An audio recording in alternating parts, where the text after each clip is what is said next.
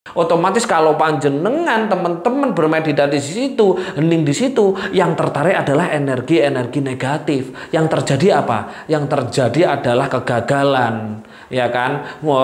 Kegagalan macam-macam, ya, macam-macam kegagalan, kesialan, dan terutama pasti temperamental.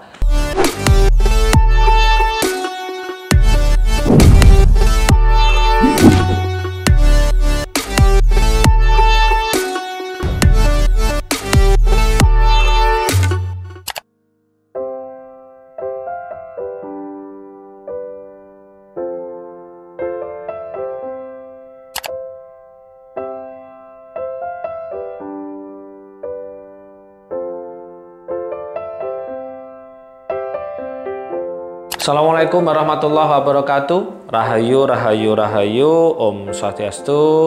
Salam sejahtera untuk kita semuanya. Namo Buddhaya.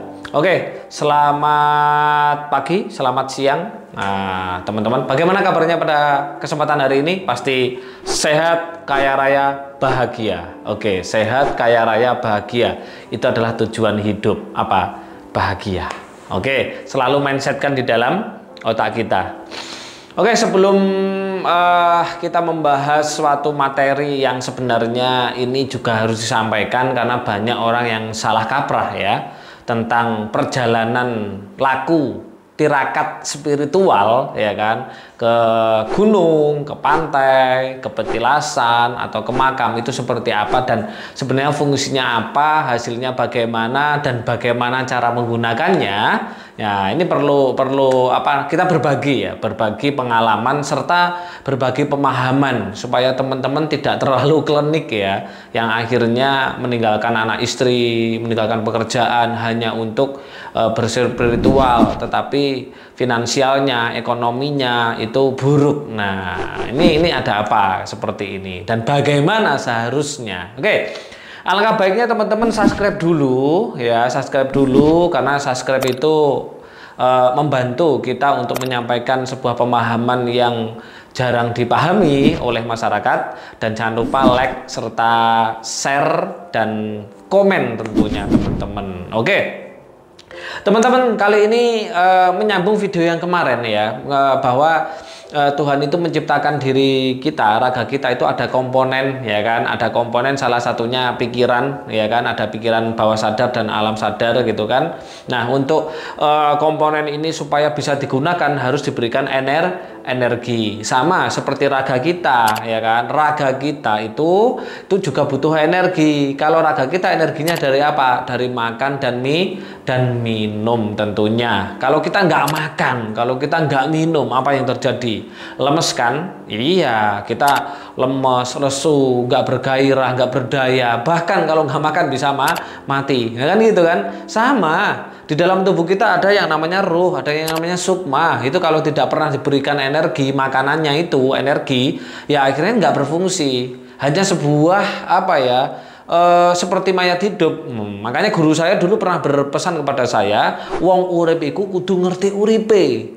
Lek wong urip gak ngerti uripe koyok mayit urip. Maknanya adalah manusia hidup itu harus mengerti hidupnya, maksudnya mengerti ilmu hidup. Nah, kalau manusia hidup gak mengerti hidupnya, ya seperti mayat hidup, zombie. Nah, zombie seperti apa? Banyak masalah, ya kan? Banyak masalah, banyak beban, banyak hutang, dan banyak usaha, kerja, bisnis, gagal-gagal terus, dan lain-lain. Itu karena manusia tidak mengenal hidupnya. Oke. Teman-teman, bagaimana kita mendapatkan energi itu gitu kan? Kemarin kalau saya bilang dengan meditasi. Nah, yang paling luar biasa sekali kita mengambil energi ya, kita menyerap energi itu yang paling bagus itu adalah salah satu, nanti ada beberapa saya sampaikan. Yang pertama adalah kita ke pantai ya, ke pantai. Apakah harus pantai selatan, Mas? Pantai utara bisa nggak? Enggak, semua pantai bisa ya.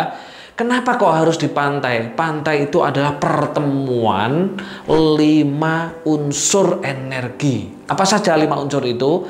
Tanah, ya kan, air, angin, api. Api itu dari matahari, bukan api yang meledak-ledak dalam tubuh kita, enggak, api. Dan yang kelima adalah langit. Ketika Kita datang ke pantai, kita bermeditasi di sana dengan keheningan yang luar biasa.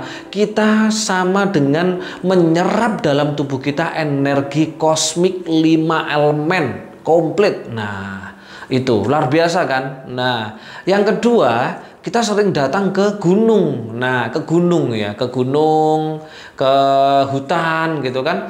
Itu kan bersih itu. Nah, di situ juga bagus. Kenapa? Karena juga penyatuan energi-energi semesta juga. Nah, walaupun hanya 5 menit, 3 menit, nggak apa-apa, nggak masalah. Kita bermeditasi di sana, udah otomatis energi itu otomatis masuk ke dalam diri kita. Supaya apa? Itu adalah merupakan BBM kita, yang dimana nanti untuk bekal kita berdoa, supaya doa-doa kita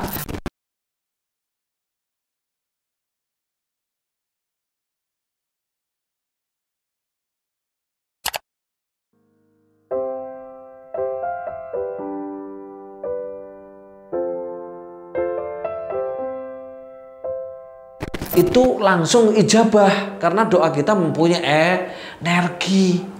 Karena doa itu harus sesuai, ada cipto, rasa, karso. Jadi kita berdoa itu menciptakan kan, menciptakan apa? Kebutuhan kita.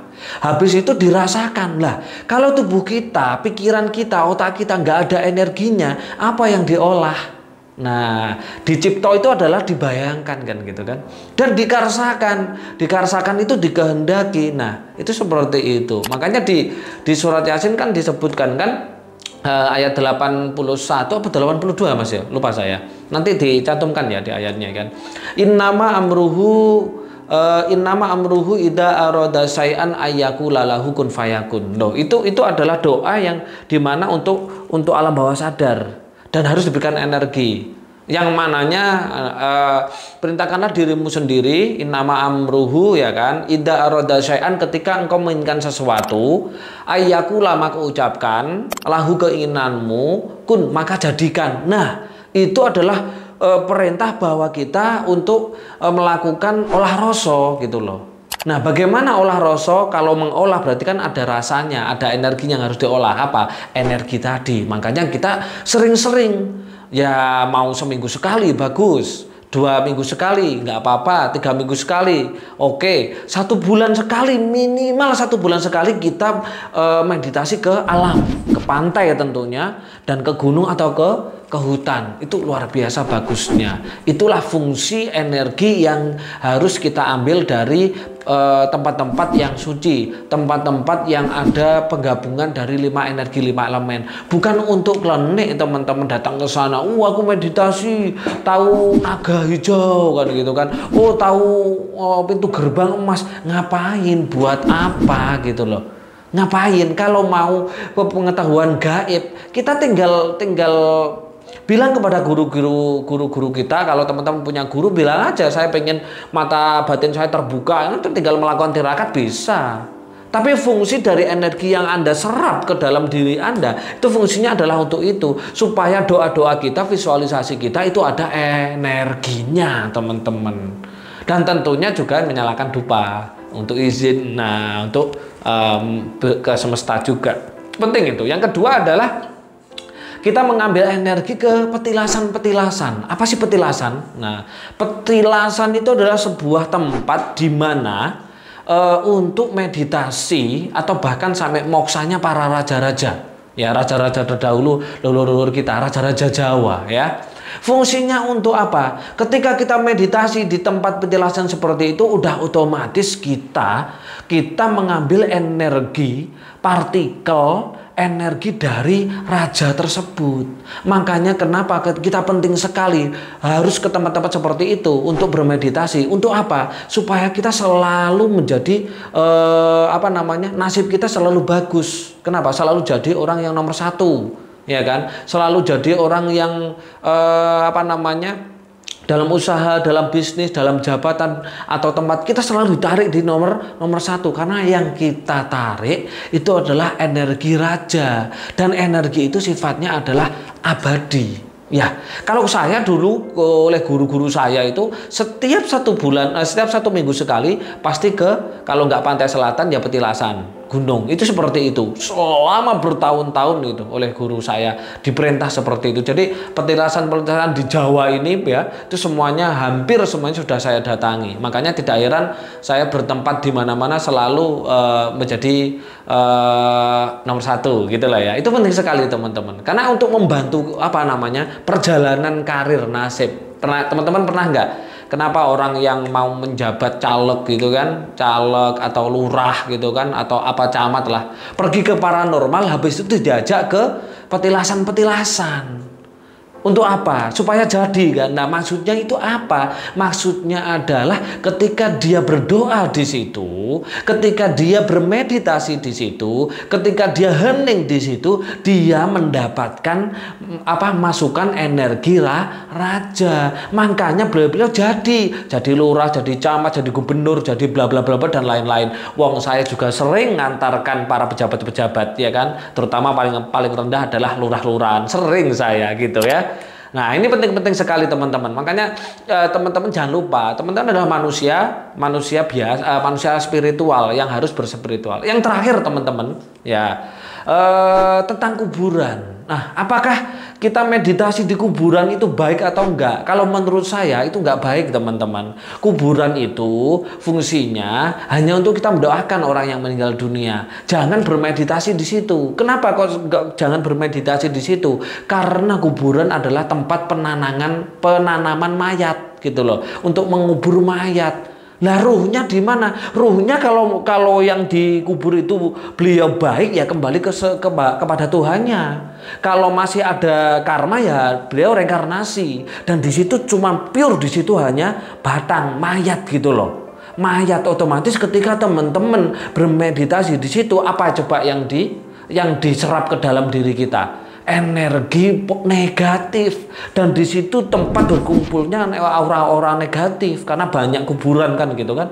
Otomatis kalau panjenengan teman-teman bermeditasi di situ, hening di situ, yang tertarik adalah energi-energi negatif. Yang terjadi apa? Yang terjadi adalah kegagalan, ya kan, kegagalan macam-macam ya, macam-macam kegagalan, kesialan, dan terutama pasti temperamental sikap sifatnya. Kenapa? Karena yang ditarik adalah energi negatif, yaitu energi mayat tadi. Nah, mayat itu apa? Raga lah. Raga sudah ditinggalkan ruhnya, berarti batang di situ. Gitu ya teman-teman ya. Jadi silahkan teman-teman kalau mau bermeditasi, hening dan lain-lain itu ke petilasan ya. Punden boleh nggak? Boleh punden, karena punden itu bukan kuburan gitu ya. Kalau kuburan itu hanya untuk kita datang mendoakan leluhur kita, nggak apa-apa, is okay.